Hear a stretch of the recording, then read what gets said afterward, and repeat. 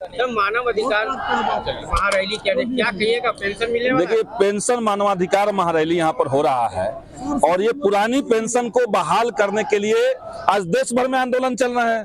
सरकार जो है, केंद्र सरकार 2004 में इस तरह की नीति लाई कि जो 60 साल तक देश की सरकार की सेवा कर रहे हैं, देश की सेवा कर रहे हैं, उनको रिटायरमेंट के बाद कुछ नहीं मिल रहा। एनपीएस असल में नो पेंशन स्कीम है और उसको हम लोग स्वीकार नहीं कर रहे हैं और इसलिए हम लोग चाहते हैं कि ये जो 10% पैसे की कटौती हो रही है, सरकार 10% दे रही है, उसके ऊपर ब्याज है, इन सबको जोड़ करके जैसे पूर्व की भांति लोगों को पेंशन मिलता था वो मिले।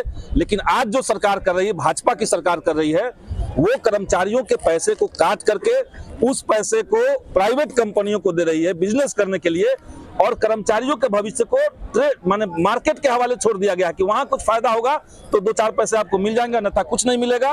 तो ये इनके श्रम की लूट है। जब देश के कई राज्यों में पुरानी पेंशन बहाल हो सकती है तो केंद्र सरकार ऊपर से सभी जगह एक साथ ये फैसला ले कि ओपीएस बहाल होगा और जब तक बहाल ओपीएस नहीं होगा और हम लोग को बीच का रास्ता नहीं चाहिए।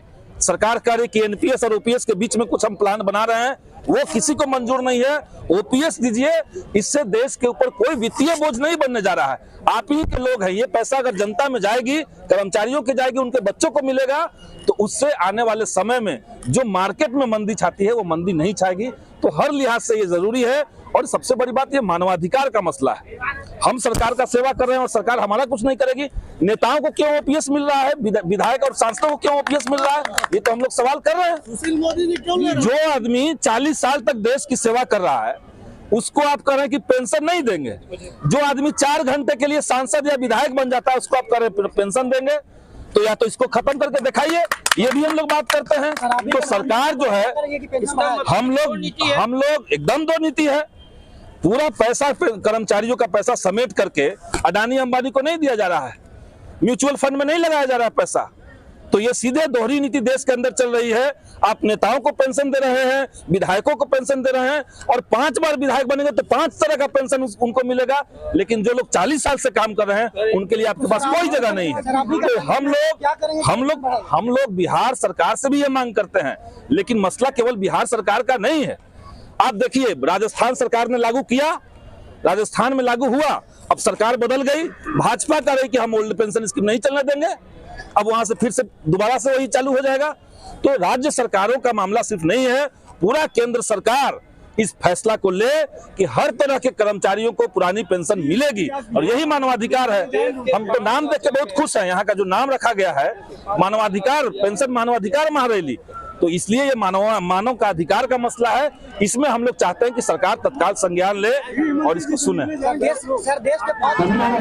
चौकीदार तो कैसे बनाई बाए साहेब 24 में सरकार, कैसे बनाई बाए साहेब। ये पूंजीपतियन के खास तू अदानिया के यार, पूंजीपतियन के खास तू अदानिया के यार, कैसे बनाई बाए साहेब 24 में सरकार, कैसे बनाई बाए साहेब। कि आम जनता नहीं झेल पावे महंगाई के मार, आम जनता नहीं झेल पावे महंगाई के मार, कैसे बनाई बाए साहेब 24 में सरकार, कैसे बनाई बाए साहेब। देश के इकोनॉमी के बैठ गईल भट्ठा, आंख खोला देखा चौकीदार हुए झूठा, आंख खोला देखा मलिकार हुए झूठा। अरे खेत बारी जमीन ना बधार मांगिला, खेत बारी जमीन ना बधार मांगिला, बेरोजगार बानी साहेब रोजगार मांगिला, बेरोजगार बानी साहेब रोजगार मांगिला। और हमारे युवा भाई लोग भी बैठे हुए हैं, मैं आप लोगों के लिए 2 लाइन गुनगुनाना चाहती हूँ।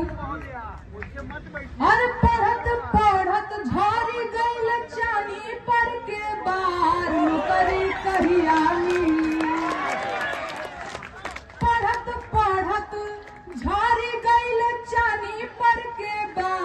नौकरी कहिया मिली, यही दादा कहिया मिली, दुलरुआ बबुआ भैले भार, नौकरी कहिया मिली। और भीख नहीं हक सरकार मांगिला, भीख नहीं हक सरकार मांगिला, साहेब रोजगार मांगिला, बेरोजगार बानी साहेब रोजगार मांगिला। और एक लाइन। तो ऐसे ही तमाम खबरों के लिए आप सभी बने रहिए हमारे साथ और देखते रहिए बिहार उज्जवल न्यूज। अब तक हमारे YouTube चैनल को सब्सक्राइब नहीं किया है तो जल्दी से सब्सक्राइब कर लीजिए। फेसबुक पेज को भी फॉलो कीजिए। वीडियो पसंद आए तो खूब लाइक कीजिए, शेयर कीजिए, कमेंट कीजिए। वीडियो देखने के लिए आप सभी का धन्यवाद।